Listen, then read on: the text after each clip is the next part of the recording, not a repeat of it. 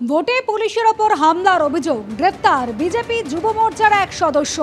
১ June একেবারে শেষ দফার ভোটের দিন পুলিশের ওপর হামলার অভিযোগ, আর সেই অভিযোগের প্রেক্ষিতে বিজেপি যুব মোর্চার সদস্য রঘুবীর সিংকে গ্রেপ্তার করল ভবানীপুর থানা পুলিশ। ভোটের দিন গুন্ডা দমন শাখার আধিকারিককে মারধরের অভিযোগ, সেই অভিযোগের পরিপ্রেক্ষিতে গ্রেপ্তার করা হয়েছে বিজেপি যুব মোর্চার সদস্যকে। পার্থপ্রতিম ঘোষ আমাদের প্রতিনিধি রয়েছেন আমাদের সঙ্গে টেলিফোন লাইনে। পার্থপ্রতিম, একাধিক ধারায় মামলা রুজু করা হয়েছে বিজেপির এই যুব মোর্চার সদস্যের বিরুদ্ধে, তার মধ্যে জামিন অযোগ্য ধারাও রয়েছে। একেবারে দেখো, জামিন অযোগ্য ধারা রয়েছে, পুলিশকে মারধরের অভিযোগে এবং সরকারি কর্মী কাজে বাধা দেওয়ার অভিযোগে কিন্তু মামলা রুজু করা হয়েছে। রঘুবীর সিং তাকে কিন্তু, যেটা পুলিশের দাবি, যে গত ১ তারিখ নির্বাচনের দিন নির্বাচন চলার সময় অশান্তি তৈরি করছিল, সেই সময় লালবাজারের গুন্ডা দমন শাখার অফিসাররা ওনার কাছে যখন যায় তখন কিন্তু ওনার পুলিশের কাজে বাধা দেওয়া হয়, পুলিশকে মারধর করা হয়, গুন্ডা দমন শাখার অফিসারকে মারধর পর্যন্ত করা হয় বলে অভিযোগ।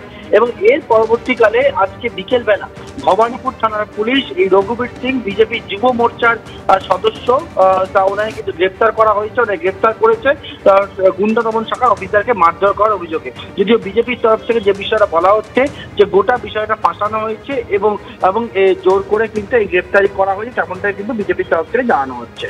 ধন্যবাদ পার্থপ্রতিম। হারলেও হাল ছাড়তে নারাজ সিপিএমের ৩ তরুণ মুখ। ৩ জনের জামানত বাজেয়াপ্ত হয়েছে ঠিকই, কিন্তু লড়াই থামাতে রাজি নন দীপশিতা, সৃজন, প্রতিকূলরা।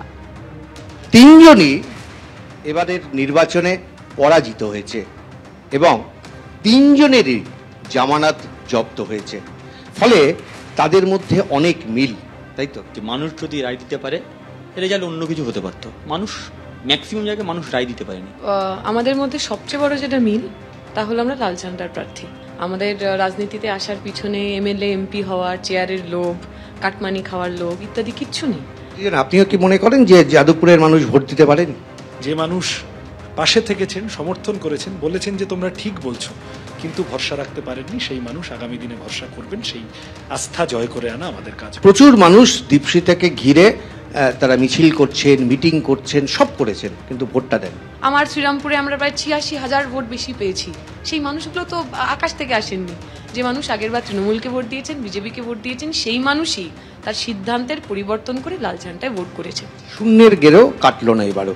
আপনার কি মত, কি মনে করেন? দেখুন, এটা আপাত দৃষ্টিতে আপনার এখন মনে হবে শূন্য, বাট ঘুরিয়েও একটু অন্য দৃষ্টিভঙ্গিতে দেখলে শূন্য মানে শুরুও হতে পারে। ফলে নতুন করে শুরু করতে হবে, নতুন করে যেতে হবে। এরপর আপনারা মনে হয় যে বামপন্থী আন্দোলন পশ্চিমবঙ্গের বুকে? হ্যাঁ, থাকবে। বামপন্থী আন্দোলনের প্রাসঙ্গিকতা সবটা 3টে ভোটে সিট পাওয়া না পাওয়ার উপরে হয় না। আমার ছোটবেলায় আমি দেখেছি মমতা ব্যানার্জি একা টিম করে জিতেছেন, বাকি গোটা তৃণমূল হেরে গেছে। ফলত ভোটের রাজনীতিতে আমাদের আরো এক্সেল করতে হবে। মানুষ নিজেদের ভোট দিয়েছেন, নিজেদের মতো করে ভোট দিয়েছেন। আমাদের কাজ এর পরেরটা, ভারতের বুকে সাংবিধানিক রাজ প্রতিষ্ঠা করা, পশ্চিমবঙ্গের বুকে গণতন্ত্রের রাজ প্রতিষ্ঠা করা। ক্যামেরায় স্বপন মজুমদারের সঙ্গে উজ্জ্বল মুখোপাধ্যায়, এবিপি আনন্দ, কলকাতা।